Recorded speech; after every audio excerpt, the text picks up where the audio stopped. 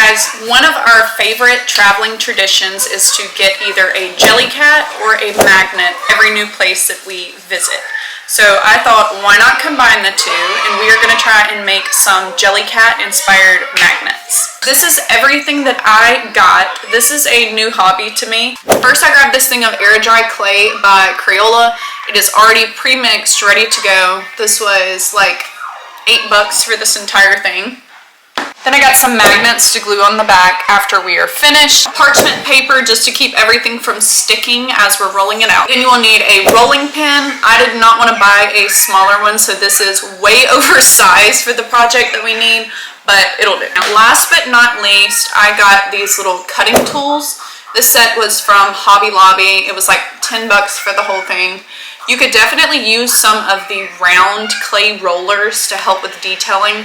Really wish I would have grabbed a set of those, but we're working with what we have, so I will be using the end of a paintbrush. The first inspiration that I have is going to be blueberry pancake. The second one that we will be doing is going to be this pretzel.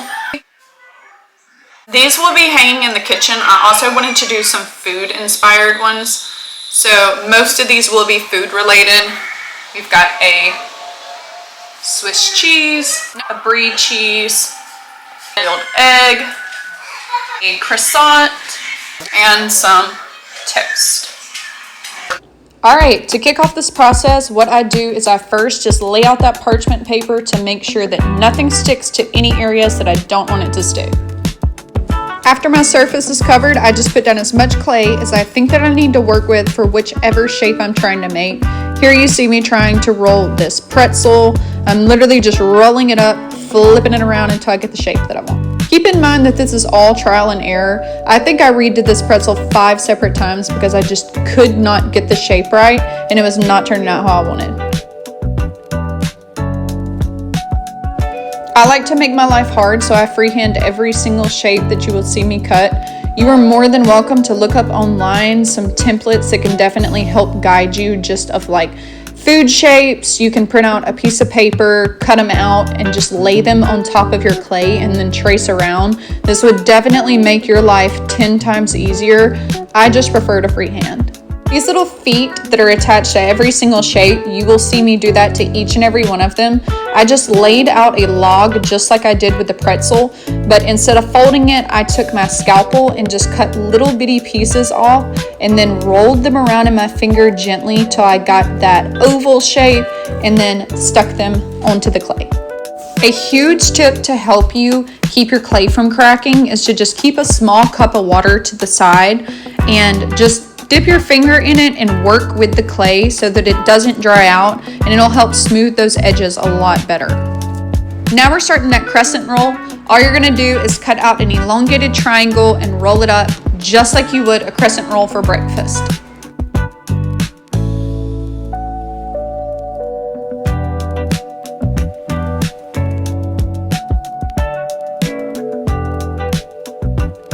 This is an example of how I roll those little feet that I was talking about earlier.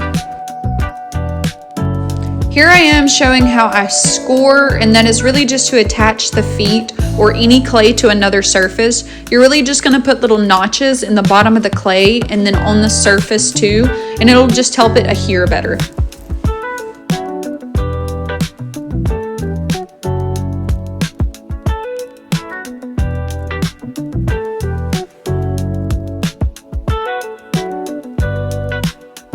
After your little clay friends look just how you want them to, put them aside and let them air dry for anywhere between 24 to 48 hours.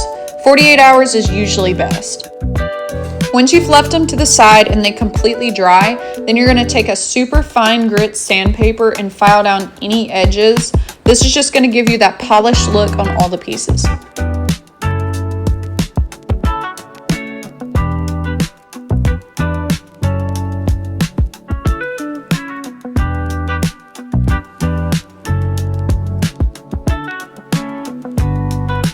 I'm now going to set out all of my paints that I want to use. I use acrylic paint for all of my clay pieces. You can get a bottle for like $1 at your local craft store, so I keep an entire bucket on hand to just pull at any time.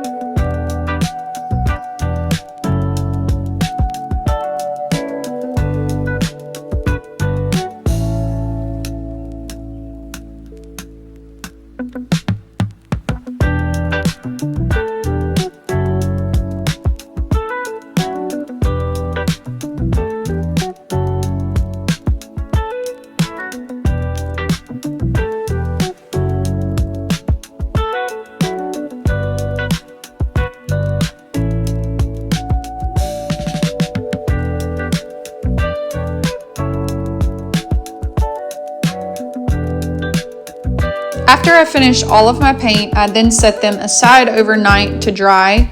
And then afterwards, I'm going to grab my magnets and a hot glue gun. After that has heated up, then I'm going to just apply a little bit of hot glue to the back of each magnet and firmly press them onto the back.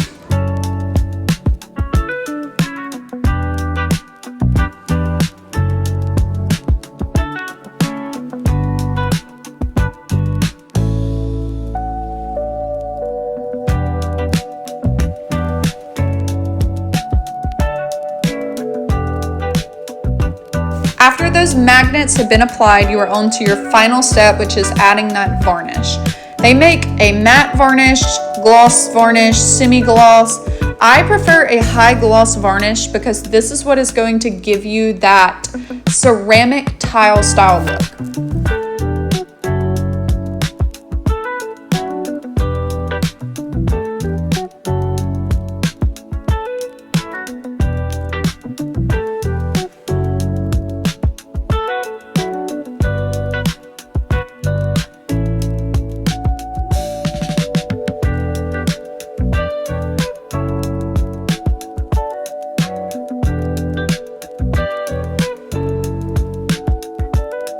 And there you have it, your Jellycat-inspired clay magnet.